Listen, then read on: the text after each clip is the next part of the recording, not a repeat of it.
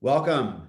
This is the Powder Group Conversations. I am Michael DeVellis, and we are here with Chad Hayduk, who will be speaking on a career in makeup. We are sponsored, as always, by Skindinavia, Beekman 1802, Santa Cosmetics, Cinema Secrets, Muse Beauty Pro, and Omnia. 6 brands that have sponsored this entire full year program for us so that we can bring this to you for free. Welcome, Chad. Hi. How you doing? Good. I hope the weather up there in Provincetown is nice because it's raining down here. It's stormy. It's nice. Yeah.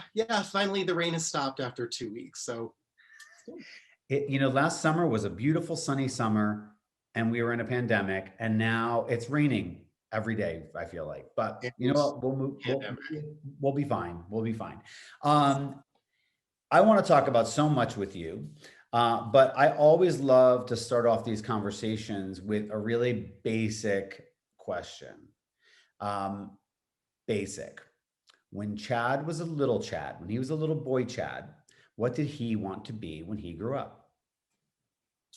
well, it probably has something to do with fashion, but I was absolutely in love with my cousin's Barbie head.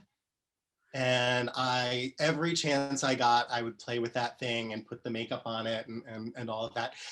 But for Christmas, I didn't get one of those. I did ask for one, but I never got it. But instead, I got a Hugo Man of a Thousand Faces doll. Does anybody know what that is? Yep.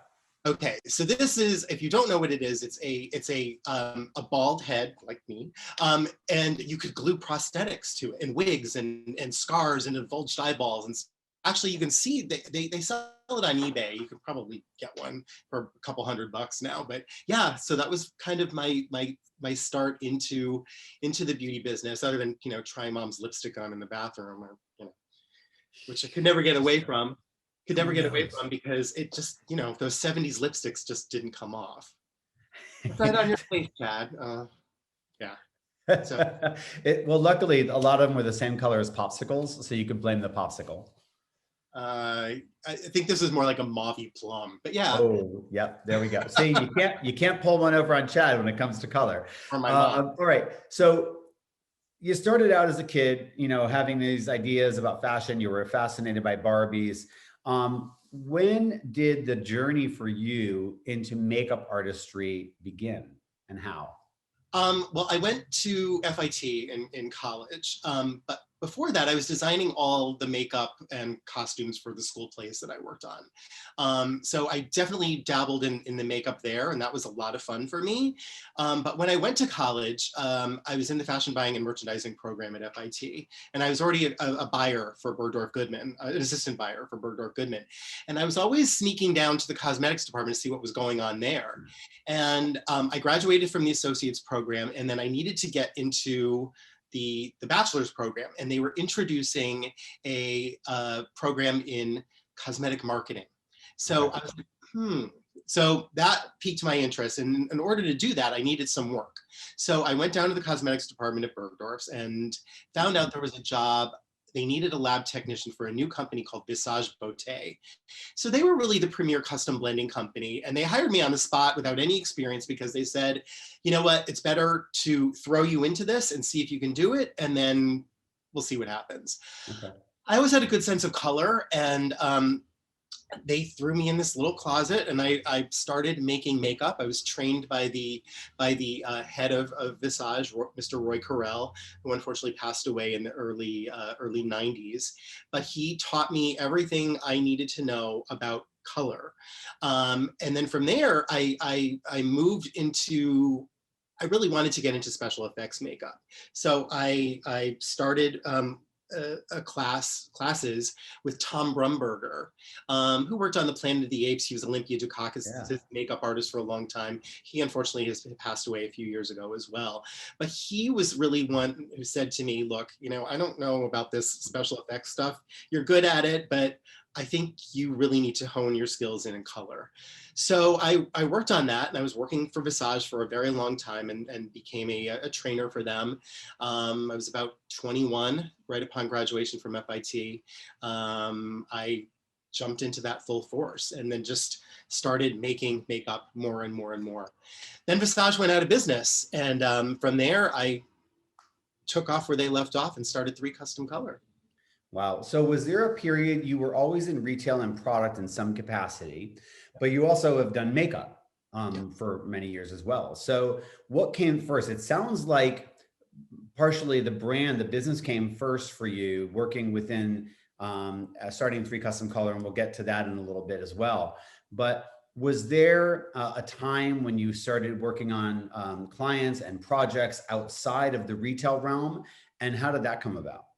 Yes. So when I started working with Tom Brumberger, I started doing musical video work, which was great. I assisted on some independent films. Then I designed for some independent films.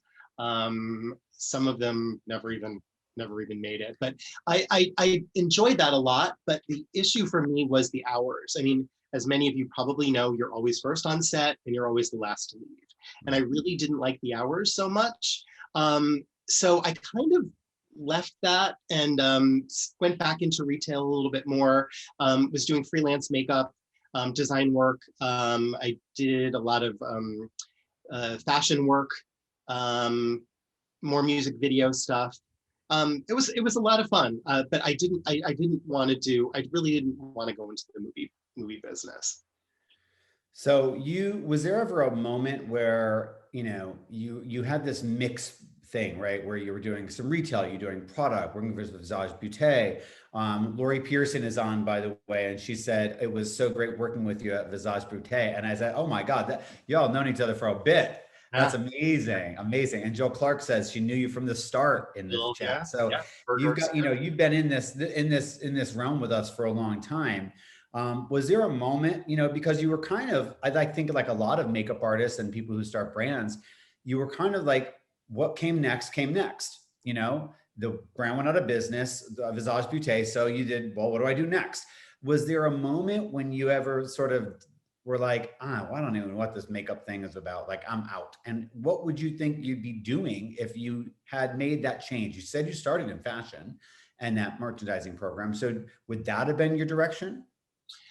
Possibly. I mean, I loved buying. Bergdorf's to me was like the best of the best, and I learned so much from everybody that I worked with there, and so many of them became, stars in their own realm there. But I think for me, I got my hands dirty in lots of different things to see what I was interested in. I was so young as a buyer that I had a work ethic. The day I turned 16, I wanted a job. I wanted my own money. I wanted to move to New York. I wanted to get out of Connecticut, as you probably did as well. But for me, I kind of needed to try many, many different things. And I always kept coming back to makeup in retail for one reason or another. And I also got into skincare quite a bit. So when I was studying at FIT, I learned all aspects of the cosmetics industry, from skincare to treatment to beauty to cosmetics. I didn't really get interested in fragrance. That wasn't something I wanted to do. It's intriguing and I think it's fascinating, but that part of that business I wasn't interested in. So, I worked for other companies. I worked for Chanel for a long time. I worked with Origins. I worked for Kiehl's for a long time. So I liked the back end of the business, running a business, but I also liked the creative end. So that's, I think, what kind of forced me into starting Three Custom Color. My husband, Scott, was an art dealer for many years. And he was the one who said, you guys need to do this if you really want to do it and start your own line. Because we'd been talking about it for a while. And as a makeup artist, I was frustrated because, the colors weren't there for all skin tones and all skin types. So when we decided to develop Three Custom, not only having the custom part of the business, but also to have a ready-to-wear collection to embrace the most amount of skin tones we possibly could. So I think that's kind of what was this sort of the catalyst with Scott saying, do it or don't. And we did. We started in our kitchen. How long And ago? this was in 1997. We will have our 25th anniversary next year. Wow. Yep. That's amazing. 25 years. So you started the brand, and I want to talk about the ready to wear, but I want to also talk about the, the custom stuff and your library and all that. But for, a lot of our artists and a lot of, our community, you've met so many of them. There are, people who run their own businesses and have schools, and there are people who are students, and there are artists who are in the union, and there are artists who are just starting out in bridal. We've got a big range, but there's all, one of the things I love about our TPG Pro community is there's a passion and a drive there for everybody. Everybody's wanting to get to that next. And, Scott said, do it or stop talking about it, basically, right? Either just do it. So what is the moment for you when you say, okay, I'm going to do it? What does it take to push yourself to that place? Because I think a lot of our folks want to get to their next, and it's hard. Well, I think with retail, I sort of reached my ceiling. I was just kind of done with it. And I felt that if I don't do this now, and like you said, Scott pushed me, it really helped me get the ball rolling. So I started going to the trade shows. I started getting samples from various manufacturers out there. I started looking at packaging. And then from there, the ball really started rolling. This is when people actually got tax refunds, started saving a little money, and developed a lipstick brand. And then I finally, a lot of doors got slammed in our faces. A lot of people were like, no, I can't help you. But I found several vendors. This is sort of the rise of independent beauty at that time. I found several vendors who were very interested in helping us and going with small minimums. And from there, I'm still with some of these vendors today. The relationships that you make with these people is so important. And I'm so thankful to them for believing in us and trusting us, and just trying to work with us and help us with our dream. What's been the most fun thing about running your own brand? Most engaging, delightful, fun, whatever word you want to use, positive thing about running your own brand? I would say two things.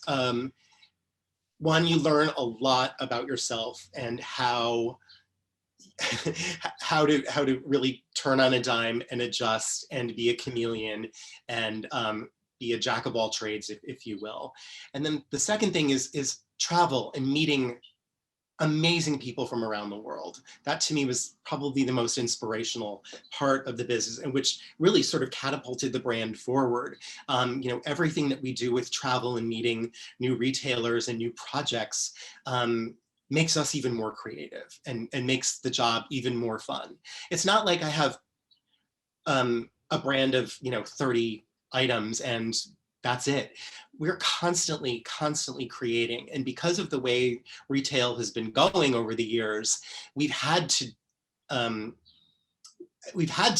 adjust and do different things to continue with the business. But the heart and soul of our business is custom. So regardless of all of the different trials and tribulations we had throughout the 24 years now that we've been in business, and all the hurdles that we've had to jump over, it all comes back to custom, and that is what we do and what we do best. And regardless of the ready to wear and all the other projects that we've done, it all comes back to custom. I want to talk about ready to wear for a minute. Now the line had been retailed in lots of small boutiques and makeup shops and stuff. Now you've kind of reined that in a little bit, and you're online at 3custom.com. Talk a little bit for anybody who hasn't had a chance to check it out. What does the line consist of, and how is it sort of set up? Sure. We based the line on the concept of the color wheel and sort of broke it down into very, very simple terms, more so for regular customers as opposed to the pro business. And we sort of broke things down into warm and cool complements of various shades. I would probably say now, as I've honed my skills in color throughout the years, that I probably would have done it a little differently. But I think what we've done had been very successful in retail. Unfortunately, a lot of the retailers we worked with over the years have gone out of business. We worked with QVC. We did some projects with Sephora, Nordstrom. You name it. We've tried it. We've done it. But you know what? When it came to the ready-to-wear, that was selling very well in the various retailers, but as we started losing some of those retailers for whatever reasons, 9/11, et cetera, it came back to custom. So we kept focusing our energies on custom because that separated us from everybody else out there. Yeah, it sure does. What would you say is the most challenging thing, the toughest thing that you faced over the 25 years of doing this? I would say as a makeup artist also, but I think really 25 years is the bulk of your career. So let's talk about that. What was the biggest challenge or has been the biggest challenge? Money. It's Raise always, your hand if money's a challenge. well, we are privately owned. It's just me and Scott. We don't have any investors. We did this ourselves. And we're not Estee Lauder. We'll never be Estee Lauder, but this is our little company and we are very proud of what we've accomplished. Some years were amazing. Some were not so great. Like this past year was a disaster because, 95% of my sales are in lip products, and we're all wearing masks for the past year and a half, and now it looks like we're going to have to do it again. So it's been very difficult, but we've had to be flexible. We've had to try new things. We've got our hands in all sorts of different pots, and I think because we are so creative, it helps us with any of the projects that we're working on or any of the artists that we work with. We certainly through the years have made some incredible relationships with artists all over the place, internationally and domestically. And we love the creativity because when they come into the lab or I get a phone call, I will be as creative as you need us to be. So use us, we're here for you. Yeah, I want to talk about that. What are some of the ways that someone can be supported by or can work with you guys? Because I find it, you know me, I'm your biggest fan. I'm out there saying like, make sure you get a custom lip for that bride. Make sure when you're doing a period film, you make sure you get those right shades. Let's talk about your library first of all, and then let's talk about how people can support, because you have one of the most extensive libraries of discontinued and vintage lip products in particular. Can you talk a little bit about that?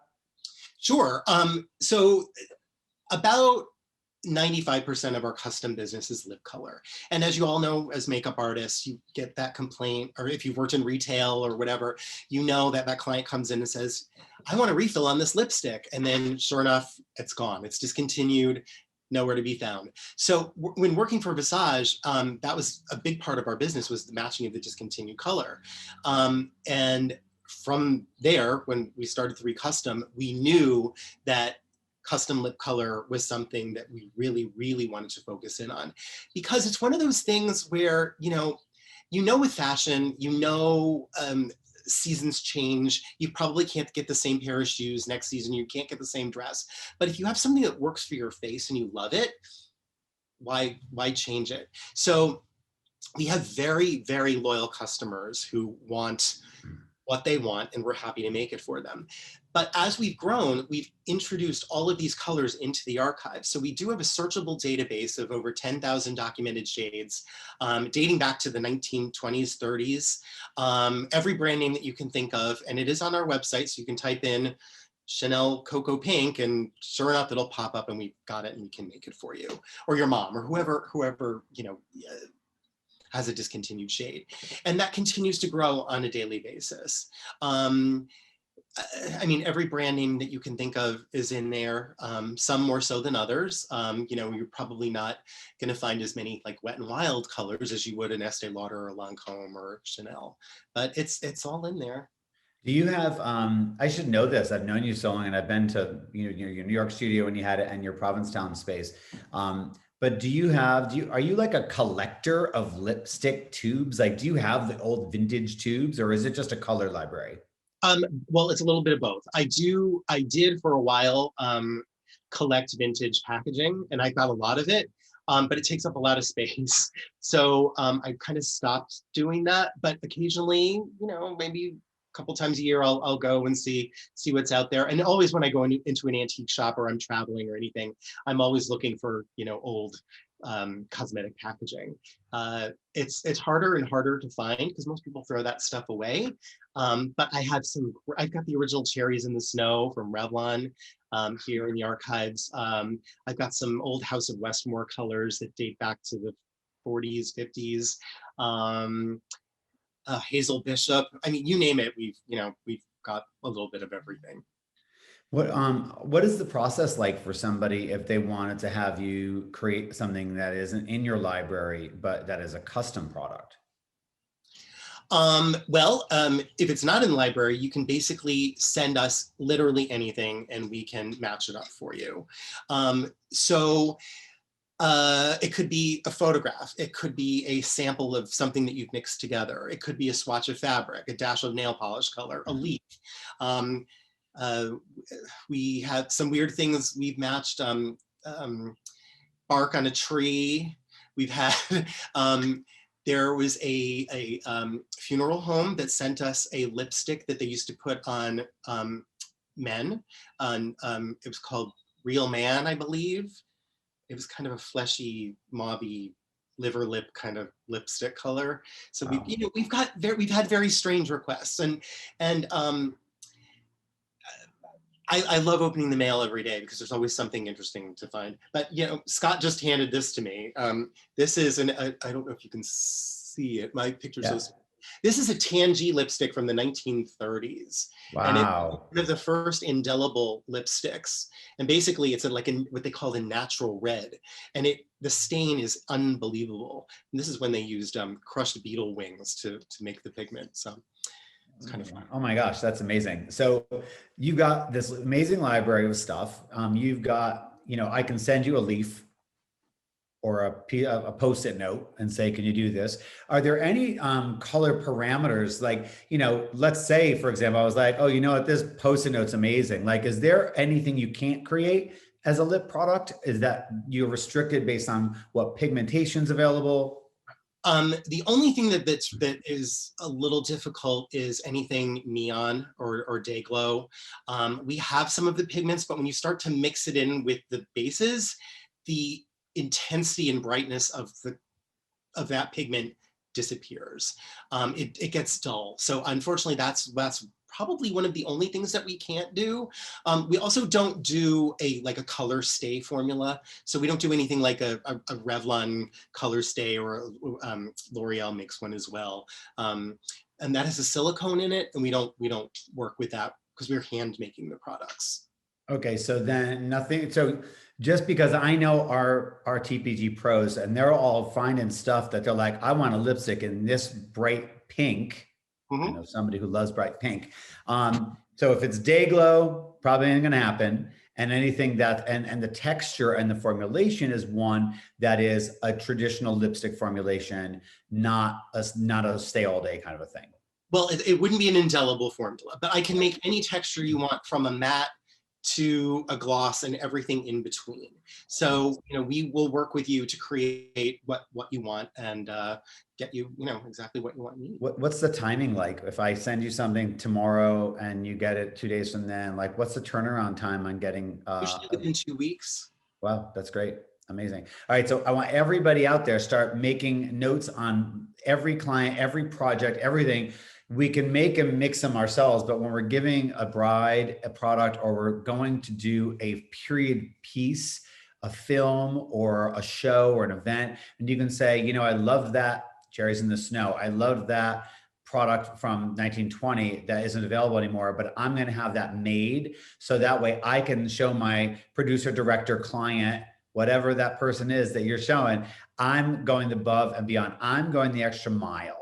And I'm going to make sure I have not only something like it, I'm going to have it. I'm going to have it because Chad has the exact way to make it. I'm fast. I'm not a makeup artist, but what you do is so fascinating to me because I love art and I love the idea of creation and I love playing with pigment and texture. Is your job as fun as it seems like it would be, or is it just a job at this point for you? It is fun because every day is so completely different. My hands are covered in lipstick stain every day. And it's so much fun for me because I'm always so interested in seeing what clients want. And you see trends, you see things happening, not only with texture, but also color trends every day. And we've got some people that send in things like, oh my gosh, I cannot believe that you're actually wearing this, but that's okay. Who am I to judge? You want green lipstick with a purple frost? No problem. I'm happy to make it for you. But it is fun. I love what I do.